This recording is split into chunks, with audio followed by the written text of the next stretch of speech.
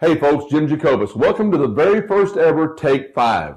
These are going to be 3 to 5 minute clips that we're going to post on our website every week, sharing ideas and talk about how you and I can become the best of the best at what we do in sales, sales management, leadership, or just as human beings.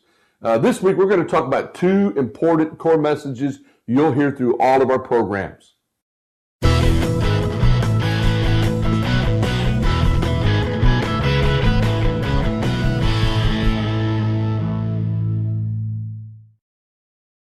Again, welcome back to the very first Take 5. Today we're going to talk about 2 core messages you're going to hear in every program that we do on our Take 5s. You'll read that in every blog that we do, and you're going to hear that on every podcast or every video that we cut. 2 simple messages. I think they're critical for you and I to be successful in what we do. Core message number 1, you can do this, and you can do it like it's never, ever been done before. That's what I believe. I believe we're all created to do extraordinary things. Not the same things, but some things better than anybody else has ever been done before. The back of my business card says inside every human being, a champion heart beats.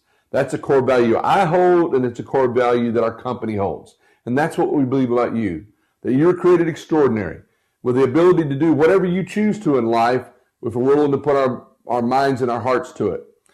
Second core message we'll talk about through all of these things is that second thing I just talked about right there. 1, you can do this like it's never been done before. But 2, we have to be willing to do the work. The greatest belief system in the whole world, the highest level of self-confidence, is absolutely worthless if we're not willing to do the work. That nuts and bolts, day-to-day, grinding things out, getting things done in order to be successful. In all the programs that we do, we're going to give you some real-world nuts and bolts tips on how to do things. I will tell you as a sales manager, I never got so sick and tired of my whole life as sales reps coming up to me and telling me the reason they weren't successful was because somebody else had a better territory, or they had better clients or better products or whatever, or somebody wasn't treating them right. You know, at first I kind of tried to be nice to them, but eventually got sick of it. And I tell them, you know, it's not about whether you've got the right territory. It's not about whether the product or service is right. The bottom line is you're not willing to do the work.